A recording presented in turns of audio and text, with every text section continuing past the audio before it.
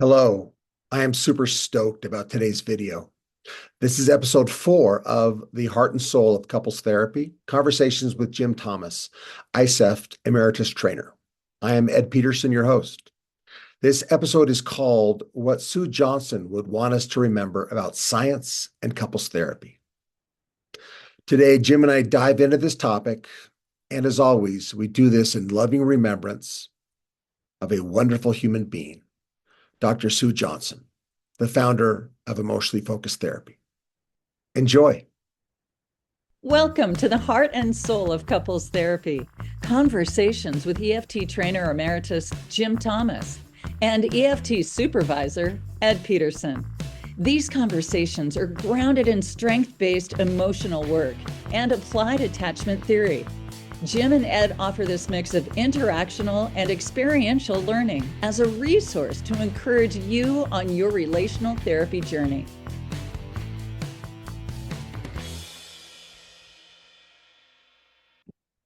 Hello again, Jim. Hey, good to see you again. See you well. I'm excited as we are putting together this series of videos freely given over the next year. We're going to be hitting a lot of topics. And Jim, I'm super excited and a little curious because you shot me a text here about an hour ago, and you said something about science, but I don't know what you mean. So please explain. All right, so our theme, this will be our 4th video. Our series will go in a different direction here soon, into micro moments, specific topics, skills and things. Being a good couples therapist, the heart and soul of couples therapy work, particularly grounded in attachment theory, a view of people as doing the best they can with what they know, and the systemic reality of that we live in a larger culture and in our feedback loops within our relationships. And we've been doing a series, our first 3 were on that Sue would want us to remember that attachment to stress is real and it serves a purpose. It's there for a reason.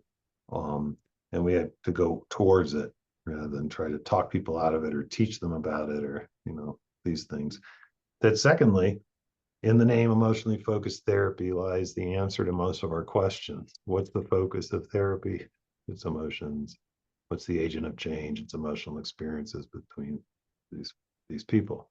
And then we talked about this intersection between remembering cycles are real lived experiences, whether it's a good connectee, calmer place, a cycle of distress and disconnection, like Patrice said, maybe necessary, unavoidable cycles of distress, and that we want them to enact a bit the negative cycle in the room so we can get a feel for it, but we don't want our therapy space to be one of just a lot of reactivity, overt reactivity, and letting and I would say, Jim, and you did a lovely job of explaining and showing how we use enactments to achieve that.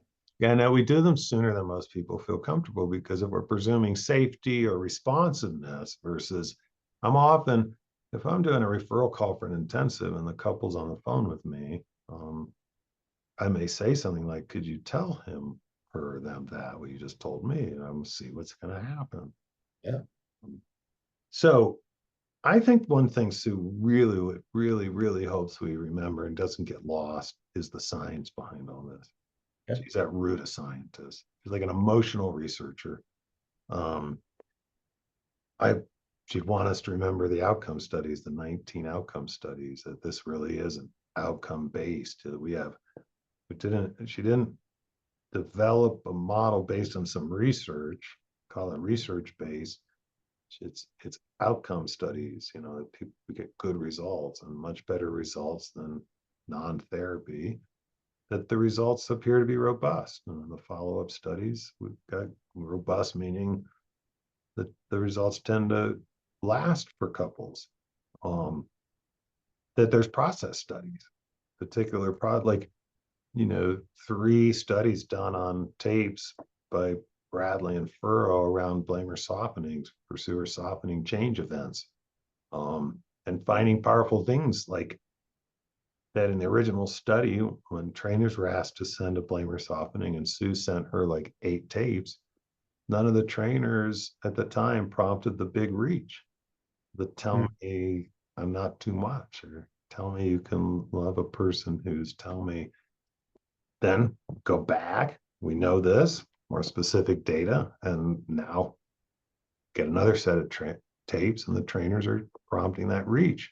And in a third study, where let's have independent observers rate the emotional intensity of the bonding event, and another group rates the emotional presence of the therapist, and look at the correlation off the charts. The more emotionally present the therapist, the more emotionally intense the bonding event. She wants us to remember this science. I think she's so proud, and she got like the Queen's, some Canadian order. I wasn't like the Canadian. It's like a medal.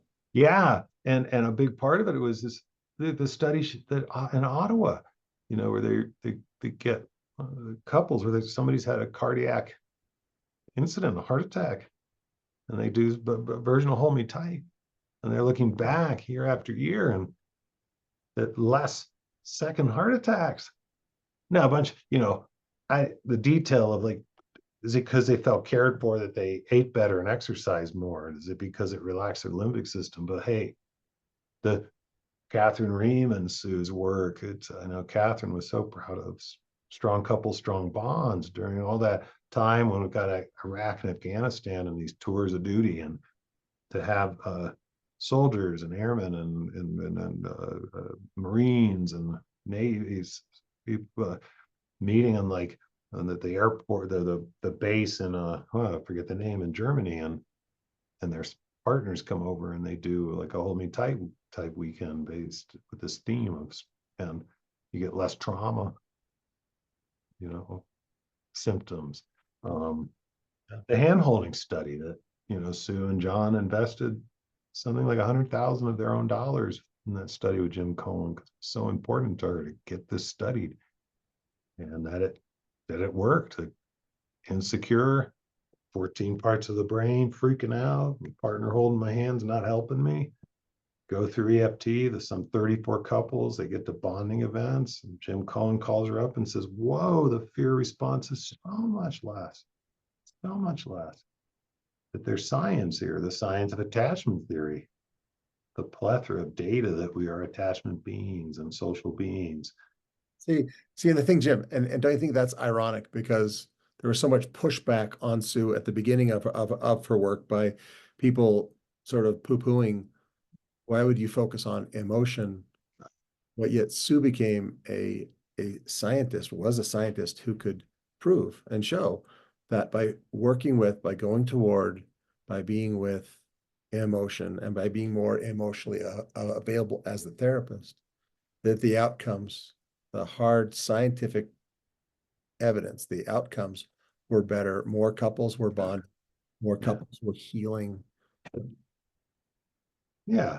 And she'd want us to know too that good couples therapy, good family therapy, doing good work with prioritizing emotional experience and the importance of these attachment bonds isn't a panacea. It's never meant to make life suddenly be easier. This quote, when I get to go to her remembrance in Victoria, and it was so funny. I was sitting opposite of John and Julie Gottman, and I made a joke before anyway, I said, David Schnarch, John Gottman, and Sue walk into a bar. Only Sue and John walk out. Fun to see John Gottman laugh. That the last quote is something, I can't remember the exact quote, but it says, to know that someone cares about my terror. The terror we can feel as a human, and willing to come be in that terror with me, to hold my hand and stay close. And I just start sobbing. It's like, wow, such wise words. But attachment doesn't explain everything about the human. We can have our personalities and our But boy, if we feel more secure and in a bond with at least one human, like she said in Love Sense, to be truly at our best, we need to know that one person cares about things like that, our hopes, our terrors, that they would come running like in the James Taylor song, just close your eyes and think of me. Soon I will be there. And the way she would talk about the science behind, she was so afraid of flying. And then John would say to her, to see, there's no reason to be scared. There's no reason to be scared. And what started to get her to be able to travel without John was she could just hear his voice. She'd imagine he's sitting in the next to her, holding her hand, saying, Susie. He called her Susie a lot. Susie, no need to be scared. I wouldn't let you get on the plane if it was that dangerous. I'm a smart man. I'm an engineer. I know the numbers and I could breathe. And she's never really felt 100% comfortable flying, but she wasn't ever alone in it. Well, and think about that, Jim, is that another phrase that she used, and you've talked to me about this before, is that beautiful phrase that it really comes down to, are they in my corner? Is this person in my corner? And will they have my back? And that I think relates to what you're saying about the terror. And will they have my back even when I'm at my worst, or even when I'm struggling, or I'm in my terror or whatever? Like, will they not only have my back, but will they stay? Will they Right. stay with me? Can I trust that I won't be alone, that I won't be abandoned? Right. Some people have gone to my trainings, they don't go when the female withdrawal partner grabs him like this and just, don't go, don't go, don't go. And a big smile he gets, the joy of knowing she wants me to stay. And then the science showing, there's plenty of studies before Sue comes in with this attachment model that she doesn't even really isn't focused on that in the beginning. She's focused on good emotional work, dealing with these patterns and meeting people where they are, that couples would get into rigid, interactive, negative cycles. And that with the more male, individualistic, dominated psychology was we talk them out of it, we teach them skills, or we tell them, look, it's a bad relationship, maybe you shouldn't be with them, etc. And she brought something to this work that has science behind it. But she didn't go to prove a science. Mhm. She learned it in the field, but working with people.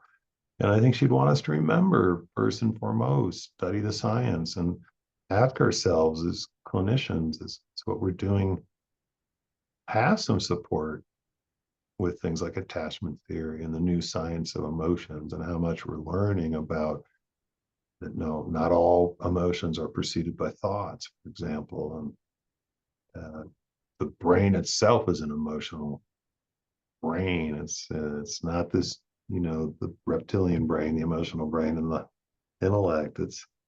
They're all mixed up in there with each other, that we are social emotional beings. So she'd want us to remember that when we go into into the session or where we work, maybe we work in a milieu, we work with groups, we work out in the wilderness or something with families, to just stop and pause and say, got a lot of science both behind attachment theory, studying emotions in humans and how we process, how we relate to each other, the actual model of EFT. And she would want us most of all to remember. Now, this goes back to how I end up doing gaining tractions, get to softenings. It's really the workshop I developed. Patrice helped me a lot. When I asked myself, are enough of us EFTers getting to bonding events? And we don't have a lot of bonding event videos. And um, I messaged Sue and I talked to her. I said, Sue, when you're in these studies, what are you doing? Like, what are supervisors doing in these studies to keep people in the EFT model? Because so many of the couples that are in a research study get to bonding events. And she said, well, I want them to focus their sessions on emotion and the cycle and the work of EFT. I want them to build momentum, deepen emotions, get to those softenings. And I took what she said and I'm gonna practice those things. And I added be in the struggle, because Sue seemed to be able to be in the struggle without struggle. And most of us, when we get in the struggle with couples, she had a confidence or a moxie or a chutzpah or something, a certain energy where she could just barrel through, where others of us need to kind of be in it. Well, it reminds me of something that Catherine Ream said that completely stunned me and has helped my work so much, where the process of lending out your limbic system for a Oh, I love period of that. time. And I'm Yeah. going to lend it out to my clients. I'm going to be with them. I'm going to be with them and I'm going to feel it with them.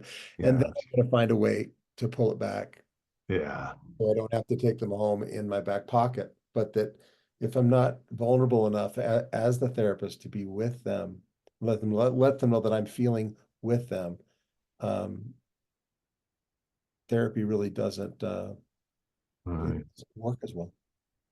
So yeah, and then doing that and prepping to do the opening for that workshop, what hit me was I was reading a book called The One Thing outside of therapy world.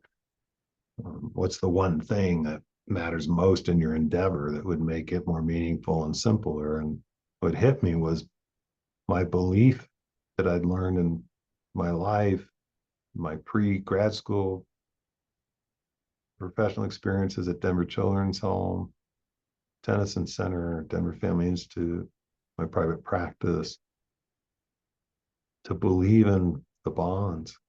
Hmm. I think that's the biggest gift Sue gave. I articulated in that workshop. What's the one thing? And people had a lot of good ideas: more empathy, be more present, work on the cycle, do more enactments. And I said, all of that grounded in when that family, when that couple, when that individual comes in and they're talking about distress in a relationship, believe in the bond. Don't question it. Sue didn't go in to figure out. I don't know if Sue, maybe sometimes, but I think it was a rare occasion that Sue went to work with a couple and was trying to figure out if they had a bond. No, I think she would assume correctly that if they're showing up for therapy, there's a bond. She would assume if they're married, if they're committed, if they live together, if they care about each other, if they talk to each other a lot, if they hang out with each other, no matter how crazy that relationship looks to you and me, there's a bond. How about if they affect each other so deeply? There's a bond. There it is. Well said, Ed. If they affect. And then she would say, I want you to all remember the science that supports that. Our outcome studies, our process studies, the Catherine Ream's dissertation work and the two follow-up, the withdrawal re-engagement studies done, I forget the person's name, um, the blamer softening studies, Wittenborn, and talking about that externship expands our emotional range, the attachment science, the science of emotions, the science about us being social beings, that this individualistic view of psychology that we inherited from the 20th century is not accurate. It's not unimportant, the individual experience, but it doesn't have to dominate everything. That Sue would want us to remember that in our work. So that's what I have to say about that. And then we'll just do something unusual and not role play today. I love it. The science is important. It's real. There's some data, and it's a preponderance of evidence, not necessarily proves it. And there's, critics of every model. And sometimes if we get too lost in the specifics of a model, we forget we're working with relational people like us with a heart, just trying to do the best they can with what they know. Terrific. Well, I look forward to our next time together, Jim. This has been so fun. See you soon. See you soon. Thanks for tuning in to the Heart and Soul of Couples Therapy. Be sure to like and subscribe to catch all of our upcoming episodes. Jim Thomas operates the private practice Institute for Change in Lakewood, Colorado. You can contact Jim through his website at www.jimthomas.care or by email at instituteforchange981@gmail.com. Ed Peterson and his partner Candace Peterson operate Peterson Family Therapy based in the Salt Lake City area. Ed can be reached through his website at www.petersonfamilytherapy.com or by email at peterson.ed.lcsw@gmail.com.